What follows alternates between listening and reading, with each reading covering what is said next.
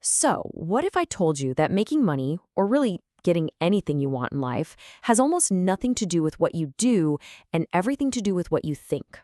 It's a pretty wild idea, but let's dive into it. Get this, the core idea we're exploring is that a massive 99.9% of creating anything in your life, especially money, comes directly from your thoughts. That means all your actions, all the stuff you actually do, that only accounts for a tiny, tiny fraction, just 0.1%. I know, it sounds nuts, but let's break down exactly what that means. All right, to really get this, picture a giant balance scale. On one side, you have the why, and it's weighing the whole thing down at 99.9%. This is all the internal stuff, your thoughts, your motivation, your attitude, and this thing we're going to call your vibration. On the other side, barely even tipping the scale at 0.1% is the how. That's your actions, your skills, all the strategies you learn.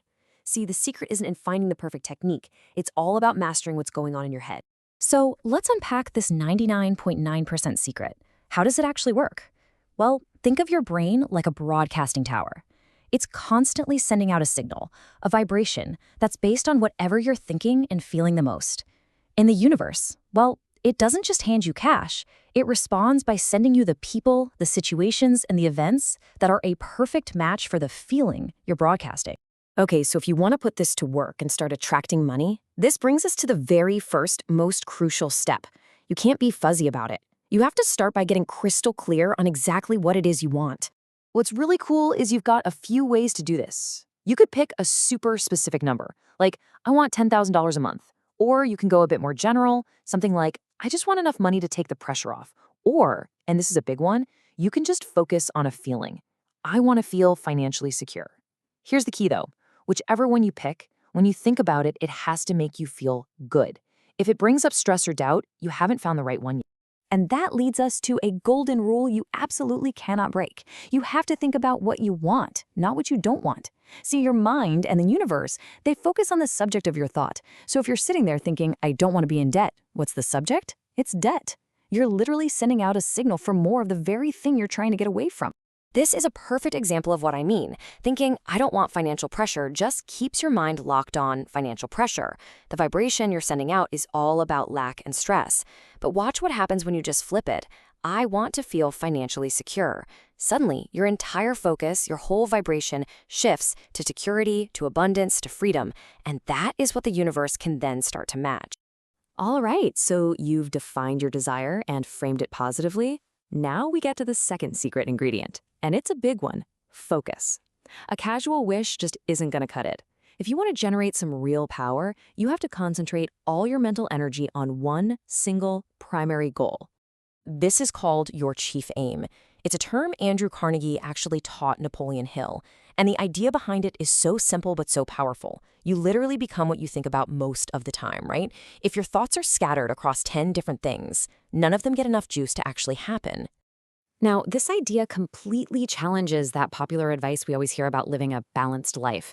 The argument here is that if you want to achieve something truly great, whether it's getting crazy wealthy or becoming a world-class athlete, it demands an unbalanced focus. You have to be willing to pour most of your energy into that one thing. Let's just call it what it is.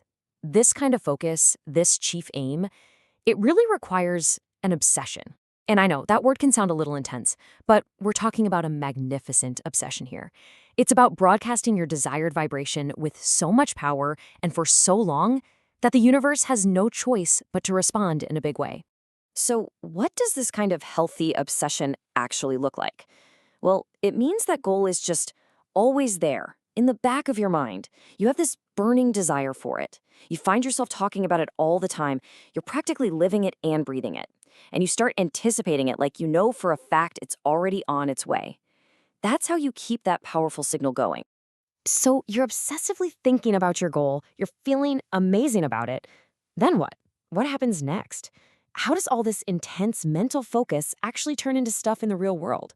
This is where the magic starts. Your focus vibration begins to create what most people would just call luck. The universe literally starts lining things up for you. The right people just happen to call, the perfect circumstances pop up out of nowhere, and the best part, when it's time to take action, it doesn't feel like hard work. It feels exciting, it feels joyful, it feels like the most natural thing in the world. And hey, if you don't believe me, just look at the habits of the super rich. They line up with this perfectly. One study pointed out that they persevere, they make their own luck, they trust their gut feelings, and there it is, they focus obsessively. They're all using this principle, whether they realize it or not. But there is a huge critical piece to this puzzle, and there's a great little story that explains it. There's a man trapped on his roof during a massive flood, and he's praying to God to save him. Pretty soon, a boat comes by, but he waves it off, saying, "No thanks, God will save me." Then a second boat comes, and he does the same thing. Finally, a helicopter shows up and lowers a ladder. He still refuses. Of course, he drowns, and when he gets to heaven, he asks God, "Why didn't you save me?" And God says, "I sent you 2 boats and a helicopter." The lesson is so important. The universe will bring you the opportunities. It will send the boats and the helicopters. But you have to be awake enough to see them, and you have to be brave enough to take action. You still have to climb into the boat. So as we start to wrap this up, the core message is pretty undeniable, right? Your internal world, what you believe, what you focus on, that vibration you send out, that is what creates your external reality, period. I mean, think about it.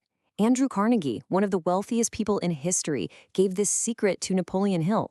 And what did he name the book? He didn't call it Work Hard and Grow Rich. He called it Think and Grow Rich. The secret has been right there in the title this whole time. It's the thinking that makes it happen. And this isn't some new age, fluffy idea. We're talking about titans of industry. Henry Ford understood it perfectly. He said, if you think you can, or if you think you can't, either way, you're correct. Your own belief system is what sets the rules for your own life. So that leaves us with one final and maybe the most important question of all. Just take a second and really ask yourself, what are you thinking about most of the time? Because whatever that answer is, that's exactly what you're in the process of creating.